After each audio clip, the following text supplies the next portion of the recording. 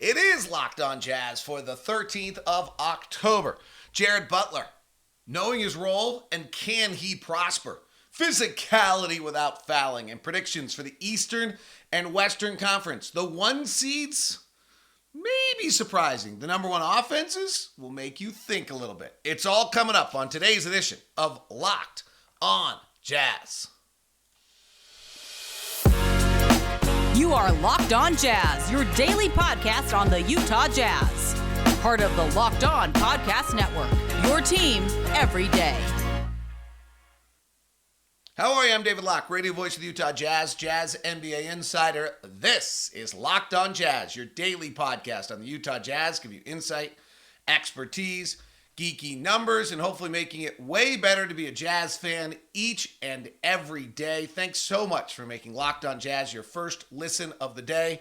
We are free and we are available on all podcasting apps and on YouTube. If you're watching on YouTube, subscribe. If you're podcasting, follow. And if you're on YouTube, please hit that little bell button and get notified every time we go live, or like that we put up, just like we accidentally went live for about 4 minutes there, and you got to know that was going on. So little special treat for those of you for 4 minutes who got something that wasn't supposed to be live. Nothing happened. It wasn't very exciting, but it did happen. And that's why there was no drum roll today, because I've only got one drum roll in me a day, people. I mean, there's just, come on, that's a special. Does everybody know the backstory on the drum roll? We have new listeners, new viewers. So the backstory on the drum roll is we started the show with something called Tip Off in I'd have to go back and look, but 2010, maybe? So 13 years ago, 12 years ago. And it was just a makeshift show. You actually can find the first one somewhere out there in the ether. And I didn't know what I was doing, and we didn't know what we were doing, and I had no production and everything else, and I'd come from radio, and there was this feeling of all right, well, I gotta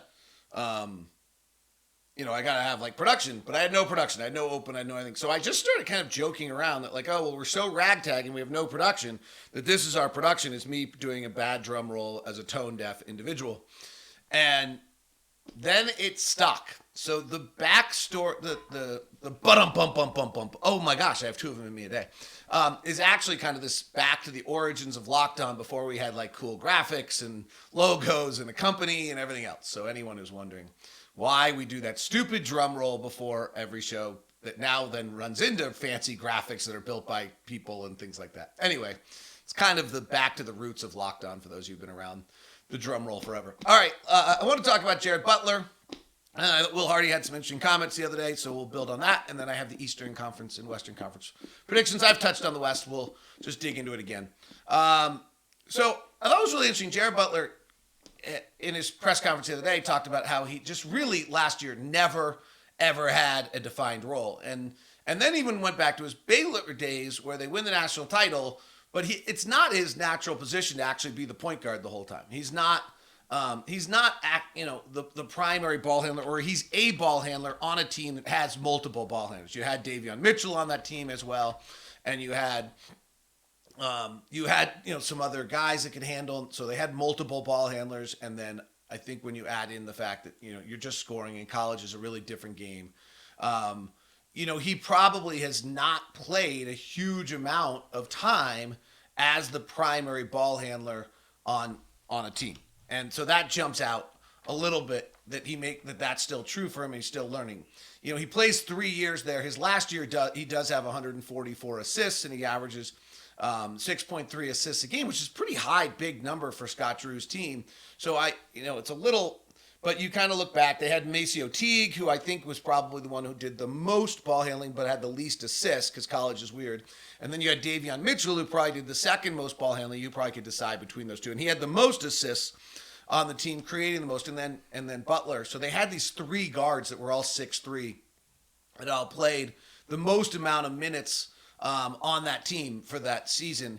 And then they kind of mixed and matched their other guys. Their fourth guy who played the most was 6'5", and he could actually handle a little bit as well. And then their fourth guy was a guy named Flagler who could actually handle as well, and he's 6'3". So I mean, just kind of really small team handling. So first thing is that Jared came to the NBA last year and had not been a primary ball handler. Second thing Jared said that was super interesting about last year was that he just, you're trying to figure out what your role of the team is. You're getting spot minutes. If you play well, you're going to get more. And you're trying to learn that, and he never really could figure out what he was supposed to do for the team. And that makes, on one level, I think it makes complete sense in the sense that he's a young player. He's so used to playing 30 minutes a night in college. He comes and, he's going to end up playing, I think, 2 nights all year where he plays 30 and 5-6 nights all year where he plays 20. And so he has a hard time trying to find that. I think if you asked last year's coaching staff, they would say, well, we wanted him to be like Raul Neto and come in and change the game and impact the game in that fashion. So the truth probably lies somewhere in between, that the role that was available to Jared Butler didn't match anything he'd ever done before, and he had a hard time grasping what that role would be, right? Like, when a player says, well, I couldn't find my role, there's some extent of like, well, it's also that the role that I was being given wasn't something that had ever matched my skill set, or I didn't believe I was. Jared thinks he's a bona fide 30-minute-a-night NBA point guard who can score 17 a night and lead a team and use that incredible hesitation game to really be an elite scorer. So this year he said, it was interesting, he said, well, this year it's clear, like I am just a pure point guard and I'm out there to get guys involved and to play the game. And this goes back a little bit to the way the Jazz used him in Summer League. And so this is the kind of evolution of being a NBA player. And here now he gets a much bigger opportunity to do more. And I think that's will be interesting to see how he deals with it. It's pretty exciting. Last year he had 2 games where he played 30 minutes, and it's hard to, what are you going to do? Just judge him on those. He did have 10 assists in that late April game against Oklahoma City. I think we won that game by 36, and Oklahoma City I don't think was playing NBA players, if I remember correctly. He did have played Toronto middle of the year when we had all the COVID stuff going on and we didn't want to send anybody over to Toronto. That's probably an unfair game to judge him on. 1, Toronto's really, really hard to play, and 2, he wasn't playing with any of our best players. And I do think he scored about 20 that night. He burst out for 20 in a late March game against LA when we won by a ton. He was great. He hit those 5 threes and had 7 assists. His assist numbers have been big whenever he's gotten a decent amount of time, like we saw last night. So I do think this is really interesting. Now, right now, he's probably the 5th guard, and so when does he actually get the minutes that he got last night?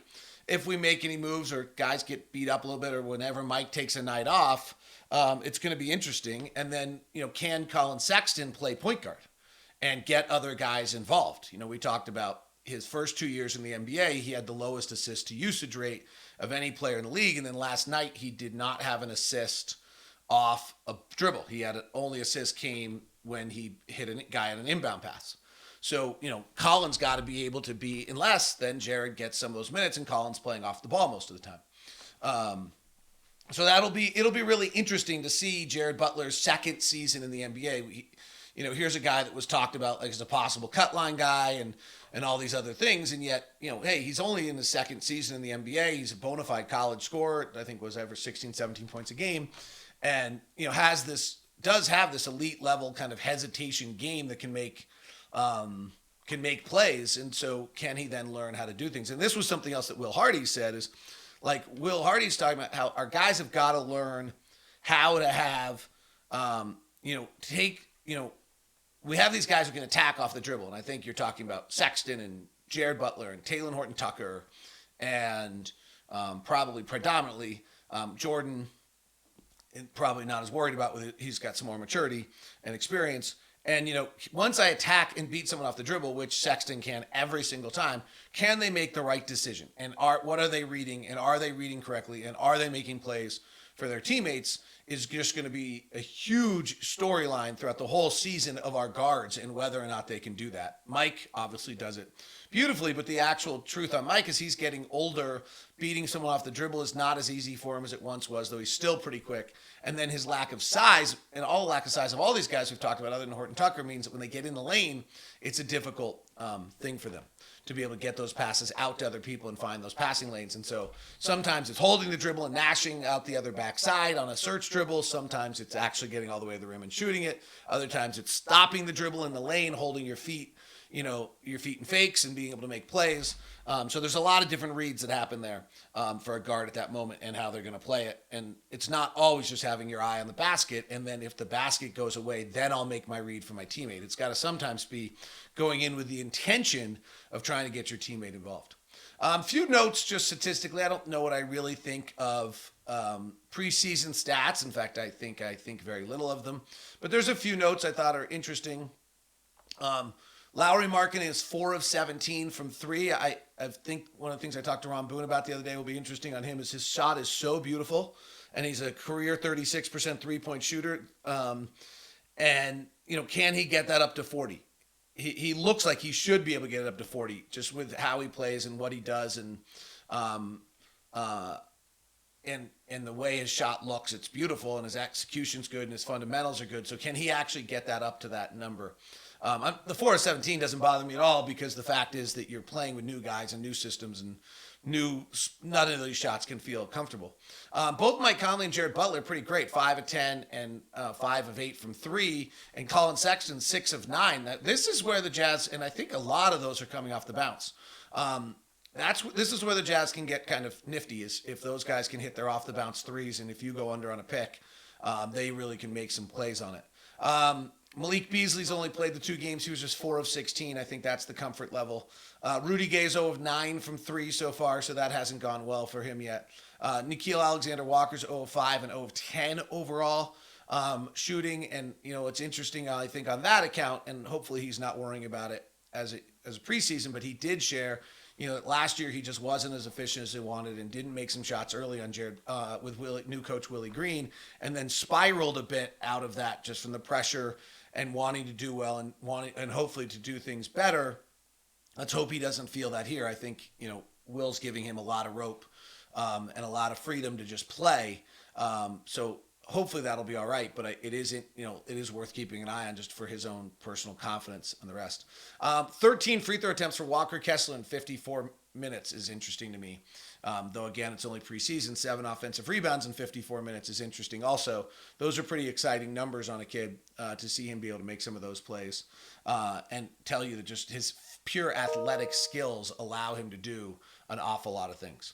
All right, that's a quick look at Jazz things. We'll Eastern Conference, then we'll review Western Conference predictions today using the points gain system, which is our metric that I built that judges one's offensive capabilities. Defensively, I'm lukewarm on our projections, and I'll talk through some of them with you and how it works out. But we'll talk first about who are going to be the best offensive teams in the NBA. What are the top 10 offensive teams in the NBA?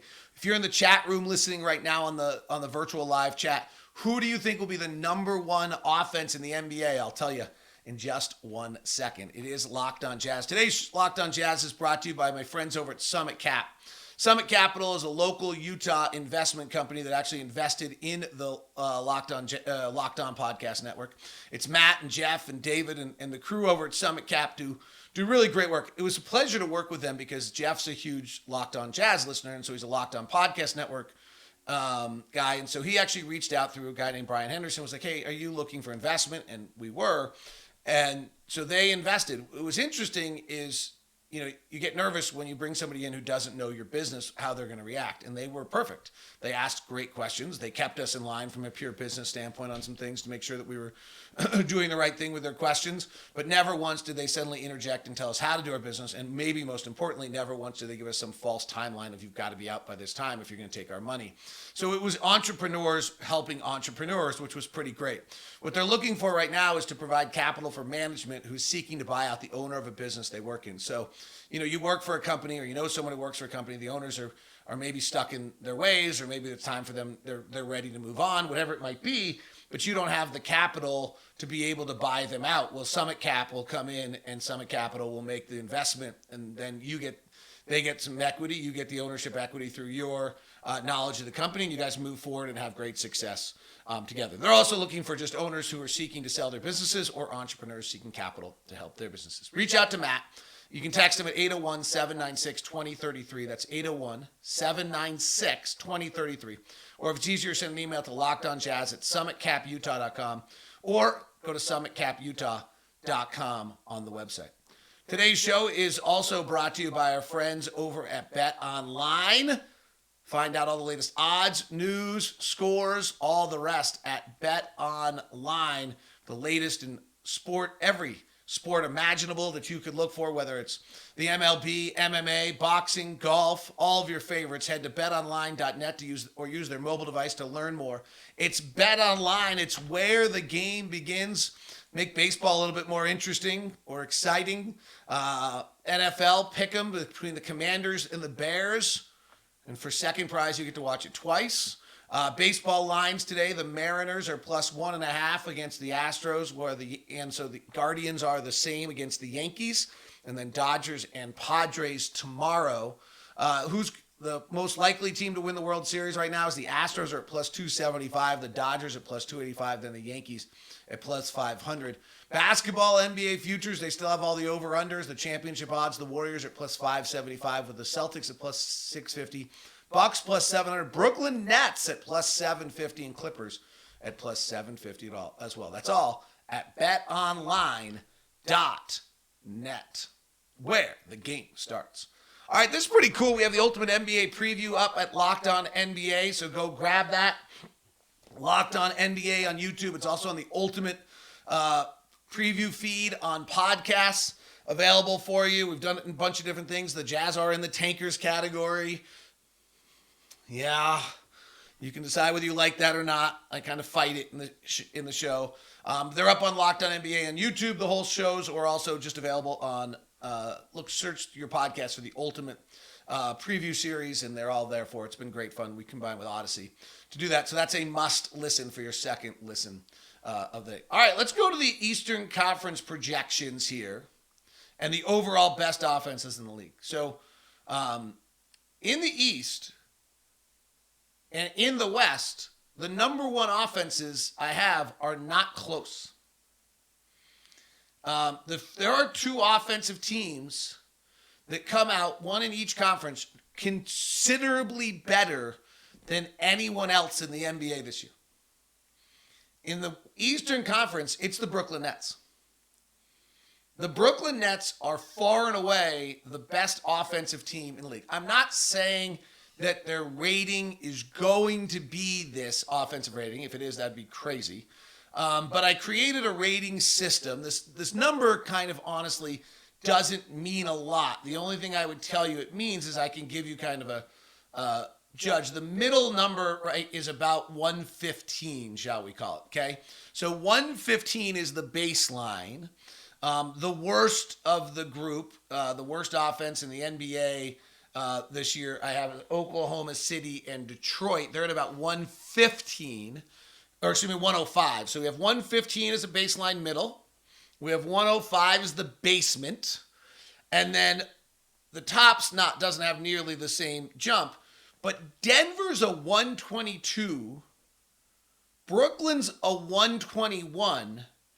And then Phoenix comes in as the third best offense, but all the way down at 118, which is a pretty, and then between 118 and 115, right? So 3 points are 13 teams, 12 teams. Between 121 and 122 and 118 is the same difference. So 1 to 3 is the same difference as 3 to 16. So Denver and Brooklyn just come out offensively at a totally different level than anyone else. Now, this means Michael Porter Jr. has to be healthy. This means that Kevin Durant has to be healthy. This means that Kyrie Irving has to want to come to work. This has to mean, there's a lot of, this is all assuming health. Kevin Pelton does fabulous projections in which he's able to project just at a much, much higher level whether or not someone's going to play, not play, all those kind of different things that I don't have that. I can steal Kevin's numbers and do it. But Kevin does a really nice job of projecting that, hey, you know what, I've actually got this guy playing, X amount of minutes, and therefore we've got them, he can equate that probably in all likelihood Kevin Durant's only playing 61 games this year, and so therefore it becomes in a less it lessens him. I don't have that. So that has Brooklyn being really generally ready there. Kevin Pelton's stats-based projections for each team that he put out this year, in the West, he had Phoenix as 1, Denver at 2, 49, and he has the win totals lower, 49 and 48 for Denver. He had New Orleans at 48 and Memphis at 46. We'll touch on that here just in a second. Over on the East, he has Boston as 1 at 54, Milwaukee at 50, Philadelphia at 48, the Raptors at 47, Atlanta at 46, Miami at 46. And he doesn't have Brooklyn until 46. So he wasn't impressed with them after their disappointing season last year, and he has Durant forecasted to just play 51 games. So that's worth noting. However, I've got him just as considerably better offensively than anyone else. Now, Joe Harris has got to play. Seth Curry's got to play. The second best offensive team in the East I have is Milwaukee. Then Philadelphia. Then Miami. So no big surprises here. Then Atlanta. Now I think this begins to get a little interesting because you're not hearing Cleveland. Chicago comes in at 6, Boston comes in at 7, and Cleveland I have as a just distinctly average 15th ranked in the NBA, 8th ranked in the Eastern Conference offensive team. Washington is 9th, 10th is Charlotte, 11th is Indiana, 12th is New York, 13th is Toronto. Stun me. 14th is Orlando, and Detroit comes in terribly. Jaden Ivey getting a lot of possessions. Rookies are usually really, really inefficient. So then when you start to put in the defensive teams in the league, I had Toronto as the number 1 defensive team in the league. Boston is the number 2 in the East. Miami at 3. Milwaukee at 4. Cleveland probably needs to get in here at somewhere. Philadelphia at 5. Cleveland at 6.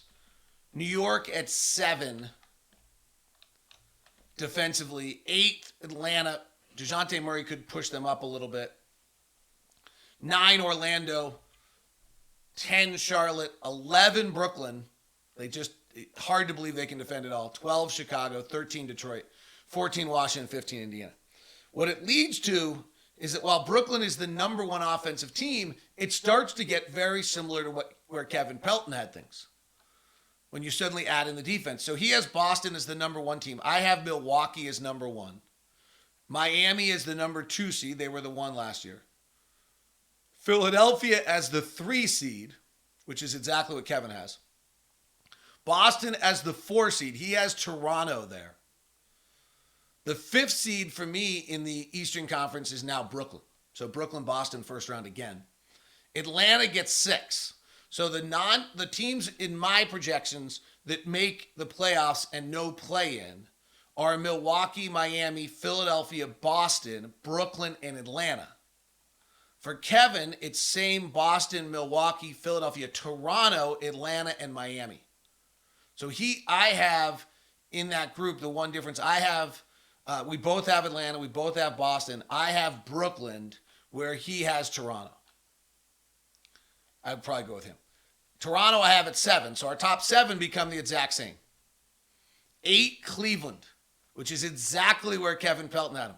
I don't think people are going to be really happy in Cleveland. Cleveland's the 8th team in the Eastern Conference, 43 wins, playing a play-in game.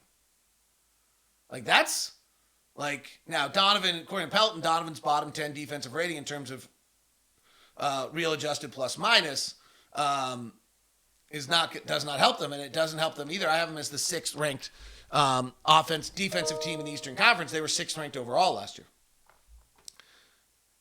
Next is Chicago, despite all their injuries, and then New York comes in at 10 in the playing game with Charlotte missing out on the playing game. There might not actually be more than 10 teams in the Eastern Conference battling for a spot. Washington comes at 12, which would be disappointing to them largely because I don't think they're going to be able to defend. 13th, Orlando, they struggle offensively. Indiana, 14, and Detroit, 15. I was surprised. I had Detroit higher. From a tanking standpoint on this, gets interesting that Detroit, Indiana end up both kind of back into the tank pretty quickly here. And then the third, Orlando, who they have high hopes, just offensively, I do not have making strides. We'll see. We'll look back at the Western Conference, see how this relates and compares to Pelton as well as we continue on today's edition of Locked On Jazz. You want more NBA predictions? It is the Locked On NBA ultimate preview along with Odyssey. So make sure you go grab that. It's pretty super and pretty special. We do a lot of work with our guys. We have their experts as well. It's pretty awesome. It's the ultimate pro basketball preview, a 6-episode extravaganza to get you ready for the NBA season. So it has our local experts, it has NBA insiders from Locked On and Odyssey into one huge preview. And it's broken up based to teams that are kind of in their, tankers, strivers, championshipers, kind of broken up into 6 different categories. Odyssey app, YouTube, or wherever you get your podcasts. All right, so the Western Conference predictions, as you heard me say, Denver comes out just well ahead as the number 1 offense in all of the NBA. Number 2 offense is Minnesota. And they're at 118 on that scale of 105 being the basement, 115 being the middle, 122 being the best. Denver a full point ahead of Brooklyn. 118 is kind of where Minnesota comes out on that scale. Then the Clippers at 117.5, just to give you the reference. Then a pretty good slip to New Orleans at 5, though, 116. Lakers come out fine for me this year. Last year, you remember the Lakers came out miserably. And this year, they're coming out as the 6th best team, 12th best offensive team overall, 6th best offensive team in the league. We had the Lakers really struggling last year. I don't this year. Sacramento comes in at 116, and then the Warriors, for whatever reason, are coming out average, which the Warriors, I think that's probably unlikely, but they did lose some really efficient players in the offseason, Otto Porter, Gary Porter Jr., and they are playing some young kids who usually are not very efficient. Portland at 9. 10 is Dallas, which was surprising to me as well, so that was kind of a big stunner in my numbers. Memphis is 11th, which again was a stunner in my numbers offensively, but I understand why the numbers don't get the amount of offensive rebounds they play in, and they play in so much transition that they get a little bit more efficient than my system guys. And then Utah's at 111, so 115 being average, we're 111, 105 being the basement, and only Houston, San Antonio, and Oklahoma City came in lower than us. If you add in the defensive ratings, and it's a little hard to tell, I have the Warriors as the number 1 defense. Minnesota is the number 2 defense with Rudy. Number 3 defense in the Western Conference, Phoenix. Number 4, Memphis. Probably could flip those. Number 5, Clippers. Depends on how many games everybody plays, right? Dallas, 6th. Denver, 7th defensively. Might be high. New Orleans, 8. Lakers, 9. We'll see whether they play defense under Darvin Ham. Number 10, Sacramento. 11, Portland. 12th, San Antonio. 13th, Utah. Without Rudy, there's just no way to plug in numbers to have any idea. 14, Houston, and 15, Oklahoma City. So that is the Western projection. As the number 1 seed is Minnesota. Not great for our draft pick. Number 2 is Phoenix. Number 3 is Denver. And number 4 is Golden State. If we go back and look at the great Kevin Pelton, and let's see what he had for the Western Conference. Kevin Pelton has the number 1 seed in the Western Conference this year being the Phoenix Suns, followed tightly by Denver, New Orleans, and Memphis. So my top 4 were Minnesota, Phoenix, Denver, and Golden State. He has Minnesota at 5, the Clippers at 6, Dallas at 7, and Golden State at 8. He's running into a little bit of some of the same stuff I'm running into on the Warriors, evidently. This is actually the first time I've looked at some of Kevin's stuff. So our I have his play-in teams in the West, or playoff teams in the West: Minnesota, Phoenix, Denver, Golden State, New Orleans, and the Lakers. A little surprising to me. Interestingly, he has New Orleans as well. So Phoenix, Denver, New Orleans, all the same. Minnesota the same, and then he has the Clippers, obviously, instead of the Lakers. So the 4 teams, this is crazy, the 4 teams both of us have making the playoffs in the West, not the play-in, are Minnesota, New Orleans, Denver, and Phoenix. That is not the power brokers of the West as you would anticipate. He then has Dallas at 7, Golden State at 8, the Lakers at 9, and Portland is 10 for the play-in. I have the Clippers at 7, Memphis at 8, Dallas at 9, and Sacramento at 10. But crazy is Dallas is in the play-in game in both of our projections.